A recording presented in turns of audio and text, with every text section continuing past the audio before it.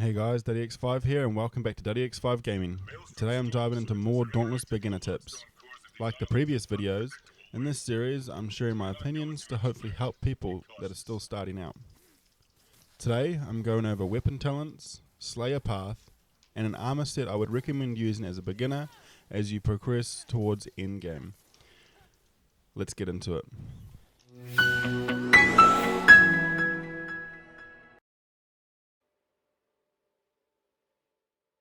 Slayer path. I'm going to talk now about the Slayer path and what I think you should focus on as you progress through the game. You're going to unlock different sections of the Slayer path as you progress the main story quest, and like I've said in earlier videos, the main story quest is hidden behind weapon levels. So make sure you increase your weapon as fast as possible to level 60 to help you unlock the Slayer path. Now we're not going to get into all of it, I'm just going to tell you where I think you should focus. The first section, I don't think you should go in these directions. You can go in this direction if you find yourself needing the 8th events frequently to heal. This one is just for mobility around the islands, and I think it's a waste of resources to spend your Slayer points here early on when there's more beneficial things that you can spend it on. And to me, more beneficial things are things that are going to increase your combat power or your defensive power. Like this section here increases your weapon damage for each of your weapon types. So if you're maining a sword, I would focus on getting your sword all the way through, because that's going to get you a critical strike and your damage right up. You can balance it out with other weapons that you like to play, but yeah, focusing on damage output here is a real priority. Here, increasing your healing from all sources, so this includes flasks and 8th events. And this one is a health bonus, so this increases your overall health. This here is stamina regeneration and overall stamina. So these are also very important, and I would focus on these. When it comes to the 4th section here, I would just focus on the flasks. This really helps when you get into escalations and you're progressing through multiple behemoths back to back without being able to replenish them. These other tonics, if anything, Aether Drive is one I'd focus on, but just note this section only increases the amount you carry, so it's only really going to affect you if you're doing escalations. If you're not focusing on escalations right now, this is a section that you don't need to prioritize. Grenades, don't use them, don't recommend them, do as you please with that section. Loadouts, useless now in the latest update of Dauntless, because cells do not cells stay with your gear, so you can't have the same gear but with different cells in it and different loadouts. So having multiple loadouts is kind of pointless and annoying now, but if you want more slots for different, like a hammer set, a sword set, etc., go nuts there. Pylons, once again, this only increases the count of pylons you carry.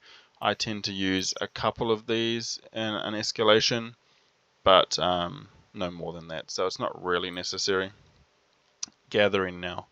This is important, especially when it comes to crafting tonics and pylons and grenades. Being able to double the amount of resources you get is a huge help when it comes to gathering, so herbs and ore. The next really important section is this section here. Defensively, these ones raise your elemental resistance of that type. So having that as high as possible increases your defense against behemoths, and having this side as high as possible increases your damage output of that type. So my frost damage, shock damage, blade, etc. And then further up we have more tonics. Once again, I would just do Blitz, Frenzy, and the Stagger tonic. Those are my most used ones. If you're going after a wound build, you can have these, but once again, it only increases your carry count, not their effectiveness. And carry count only matters in escalations where you're not able to replenish your resources in back-to-back fights. The last most important one is XP. Going this direction with XP is the very most important section, because this increases your weapon XP gained from killing behemoths. and being able to level up as fast as possible should be your goal. And then this one is from fauna. I don't kill that much fauna. It seems like it's kind of stupid, but I do chuck a few on, and I will max it out, because when you do happen to kill a fauna, you want to be earning as much XP as possible from that fauna. And that's it. That's my recommendations on the Slayer path. I didn't capture this on my beginner account because it hasn't unlocked a lot of the Slayer path, and I wanted to show you guys what the entire Slayer path looks like without it all being grayed out and stuff. But yeah, hopefully this helps. And let me know if you have any other Slayer path tips in the comments below.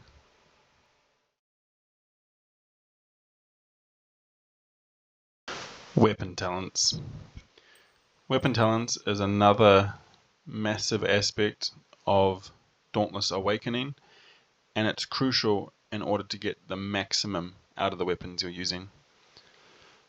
There is 5 rows on every weapon, and each row gives you slightly different things per weapon, but it's generally the same. You generally have a primary buff and a secondary buff. It's not always might and defense. It could be a held point of critical as well. You always have one that alters your weapon special, your weapon passive, and your weapon active. Now, you have 3 per row that you can have equipped. So when purchasing weapon talents from the weaponsmith, just one second, I'll head over there now. You need to make sure that the first 3 you purchase are the 3 that you want first. Because if you were to purchase them in order, they get more and more expensive the more you unlock. So if I was to buy this one, then this one that I didn't want, and then this one, then these 2 would be the most expensive. So you need to make sure you're going to purchase the right ones as you progress your build. And I've got other videos from my main account that talk about various builds, and I always post builds from Dauntless Builder, the website, which also include my talent trees. I'm going to show the silver sword today, and I'm just going to point out which talents I recommend when using the silver sword. So firstly, with the secondary buff, I always go additional point of held might. My next one is going to be an additional point of held might, and my third one will be an additional point of held might. For my primary buff, I'll just do held defense, held defense, held defense, but I'll leave this till last because, like I said in one of my earlier videos, if you dodge, then defense isn't as necessary as other things you can spend your resources on. So with the weapon special, I would tailor this to your playstyle if you're using the silver sword. Me personally, I increase the damage of the cyclone by 20%. And then sometimes on my main I will run this one so my cyclone lasts longer, and this one, and then sometimes I chuck on this one, but it depends on what I'm versing. But the first 3 I use are this one, and this one. So if you're using the silver sword, these are the first 3 I'd recommend crafting. As for weapon passive, I would do that one, this one, and this one. If you want to be a cooperative player or play with your team, you can sacrifice the strength of it for this one, allowing your shield to go to other players. But that one, and that one would be your priority first. Weapon active, I would go this one,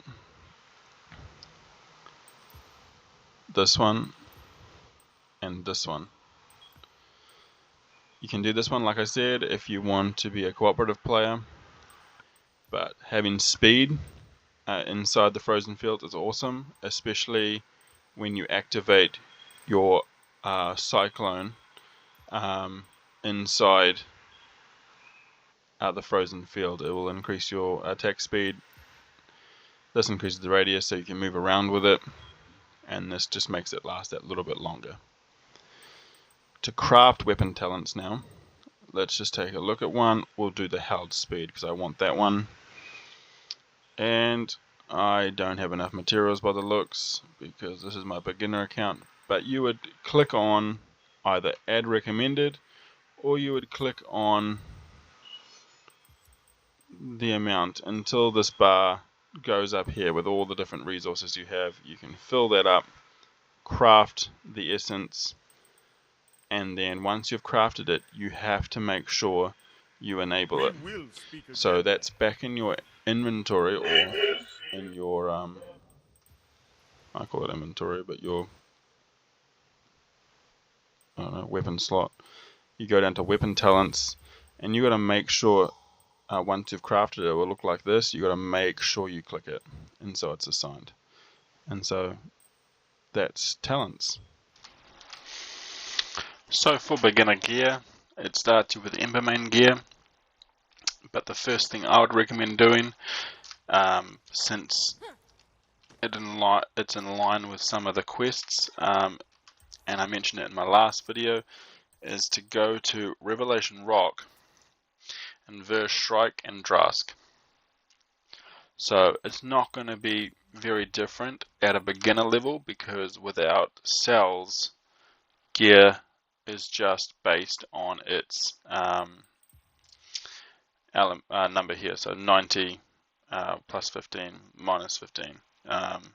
So you're not going to gain any other benefits other than its shock resistance or terror resistance, etc.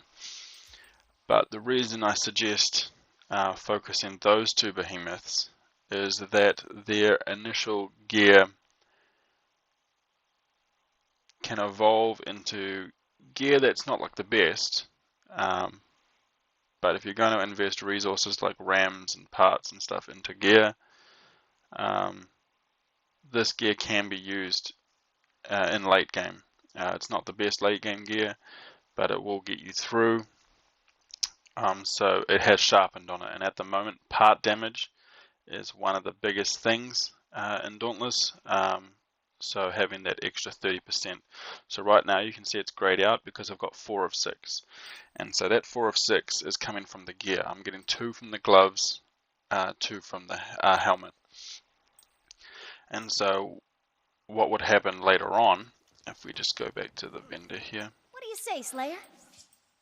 Various pieces of gear gain more at higher levels. So when this gear is maxed out, I'll have 3 sharpened on the helmet, and on those gloves I'll have more agility, still only 2 sharpened, but evasive fury as well.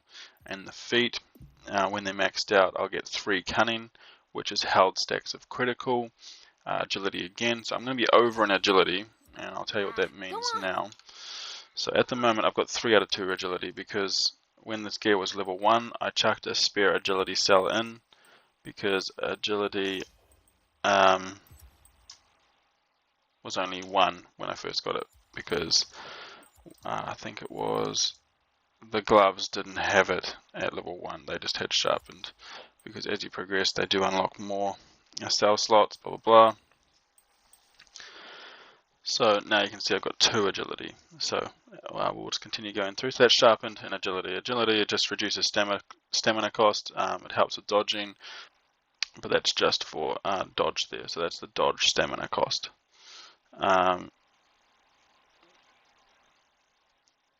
Cunning, as I mentioned before, is 3 held stacks of critical. This is another important perk, because critical obviously just increases your critical damage, and then Evasive Fury is not something I'd pick, but it's part of this gear. So dodging through attacks just gains you speed. So if you are really good at dodging, you will gain a stack of speed. And Savagery has 50% damage versus wounded parts. Now this is really good if you've got chain blades or pike, or once you've unlocked it, the repeaters, because those all do wound damage. And so you could have a wounding weapon, doesn't have to be as leveled as your main weapon, just enough damage to get those wounds in, switch back to your main weapon, and then using Savagery you'll be doing 50% more damage against those wounded parts. But yeah, that's the gear set I would recommend. I may change it up. I have got Quill Shot's chest in this, and to verse a Quill Shot you can get it through island events on Revelation Rock. So just doing island events, a Quill Shot can show up, and Aether Surge events are every 10 minutes. So every 10 minutes you spend on an island, there's a chance or an island event will start. Thanks for watching, and I know for some experienced players the gear I recommended may not be the best, and I acknowledge that, but at the same time it's made from parts that can be acquired really early on in the game for beginners. And these two behemoths that I recommended getting gear from can be used to farm out some of the requirements for the main story quests. So it's really simple. If anyone else has questions, don't forget to ask in the comments. Also like, subscribe, and stay tuned for more Dauntless. Check out some of the other games I play, or recommend something else for me to try. Thanks for watching, and I'll see you in the next one.